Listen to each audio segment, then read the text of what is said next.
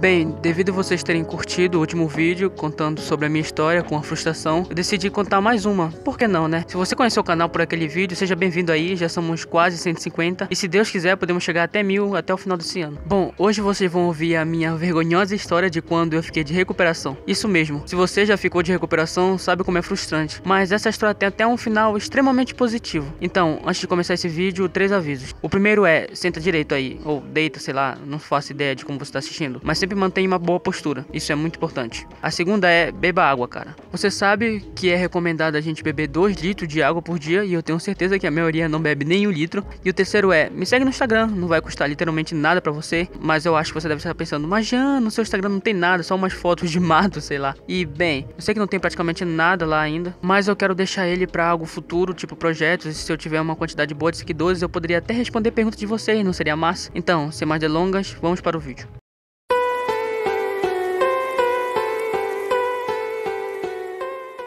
Bom, essa história ocorreu em 2016, quando eu tava no primeiro ano do ensino médio. No último vídeo, literalmente calcularam a minha idade, então se quiserem saber. Bom, mas antes de eu ir para a história propriamente dita, é bom que vocês tenham um certo contexto para entenderem da melhor forma. Eu estava na mesma escola desde 2012, ou seja, desde a 5ª série. E nas antigas, eu não havia ficado nunca em recuperação no final do ano. Mas quando eu cheguei lá, parece que a matemática, duplicou, não, quadruplicou de dificuldade. Eu não sei se era a matéria que ficou realmente mais difícil, ou o professor que era fraco de ensino, ou eu realmente que não estava estudando em casa, só dia de prova. E bom, eu já saí da escola, mas caso você ainda esteja, admita, você não estuda em casa. No máximo no dia anterior à prova. Por isso o dever de casa é importante, porque ele meio que te obriga a estudar em casa. Bom, mas enfim, nesse ano em específico que eu entrei, eu passei sem recuperação, mas a maioria dos alunos ficou, e pior ainda, ficou de dependência. Eles tinham no ano posterior que vir de tarde para a escola estudar a mesma matéria do ano passado. Eu escapei dessa, mas nos 2 anos seguintes eu fiquei também de recuperação. E pior, em 2014 eu passei com a nota exata, eu cravei certinho pra passar de ano, literalmente foi um milagre. Eu me lembro até hoje do professor fazendo a conta na minha frente, batendo 50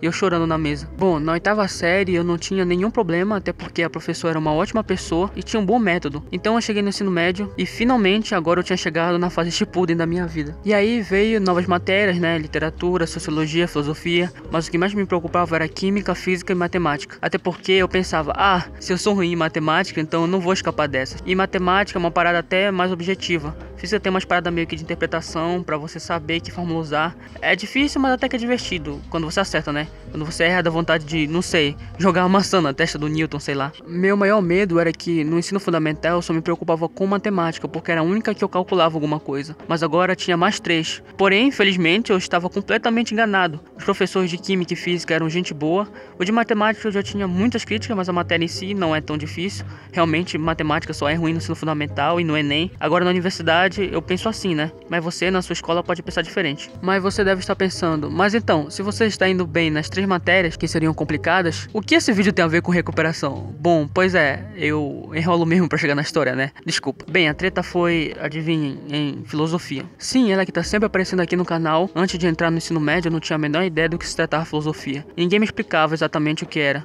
Mesmo eu perguntando, só me falavam, é uma matéria de uns caras lá que não acreditam em Deus. Me diziam um bagulho nada a ver, sabe? Mas então eu peguei essa primeira impressão ruim antes de ter a minha primeira aula. Mas eu realmente estava querendo e curioso para descobrir o que se ensinava em uma aula de filosofia. Então lá estava eu sentado esperando o professor e de repente ele aparece. Ele tinha uma aparência de professor de humanas normal, gostou de roupas e barba e tal. Nada muito diferente de um professor de história, por exemplo. Ele já entregou os livros e começou a falar de tais de Mileto e água e tal, e eu não entendi porcaria nenhuma. Sem conseguir acompanhar o raciocínio e boa parte da sala também. Eu voltei pra casa e o livro era até bem bonito, mas tinha uns desenhos bem bizarros, o Cronos comendo filhos, e isso pra alguém com a minha criação era bem, digamos, estranho. Bom, as aulas foram seguindo e em si não era difícil. Ele também não era o melhor professor, e a linha de tempo de ensino dele era toda quebrada. Uma hora ele estava ensinando pré-socrático, depois dizia prática moral, pulando Sócrates e tal. Hoje, pelo menos na minha opinião, uma abordagem histórica de início não é muito bom, até porque você tem poucos fundamentos para que realmente se engaje na história.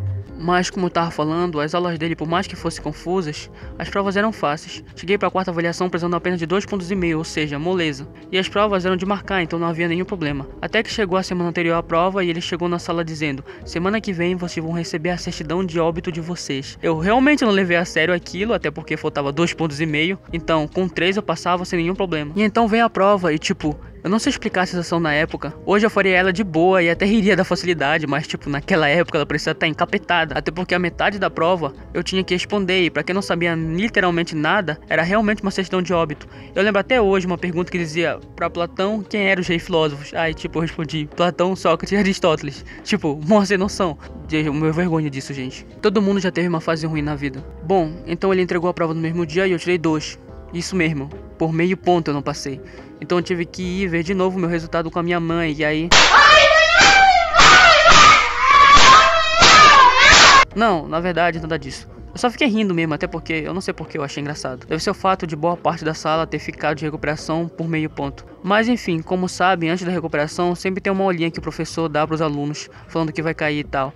Ele disse que ia cair só Platão e Sócrates. E aí eu achei beleza, até porque eu ia olhar Aristóteles e tinha umas paradas meio bizarras, de, tipo causa primária, ontologia, umas paradas que eu na época não entendia nada. Então cair só Platão e Sócrates era mais certeza de vitória. Então eu tive que dedicar um tempo a estudar agora, né, gente? Até porque eu era obrigado. Então, toda tarde eu ia me sentar na mesa e ficava lendo os textos. Na verdade, foi a primeira vez que eu realmente fui tocar naquele livro pra ler, tipo, sem zoar as imagens e tal. E eu tava realmente curtindo, sabe? Aquilo sem a mediação ruim do professor era muito interessante. Sabe, eu realmente estava entendendo a linha de raciocínio que o mito da caverna queria passar e as motivações que levaram Sócrates à sua condenação. Não era nada super difícil nem nada, pelo menos naquele momento, né? O resultado da prova em si não importa, até porque óbvio que eu passei, né? Mas o importante não é o resultado, e sim o momento. Eu realmente me apaixonei por aquela matéria naquela semana de estudos. Foi amor meio forçado, mas foi amor, né? Se hoje o canal existe, eu devo muito àquele momento. E bem, como vocês puderam ver, embora foi um momento ruim por ter ficado em recuperação numa matéria que teoricamente é bem simples no ensino médio, há males que sempre vêm para o bem, né? Bem, gente, esse foi o vídeo dessa semana. Eu passei uma semana sem postar vídeo porque as ideias estão escassas e contar histórias é legal. Então, se você gostou desse vídeo, compartilhe com seus amigos e não se esqueça de me seguir no Instagram. E até a próxima semana.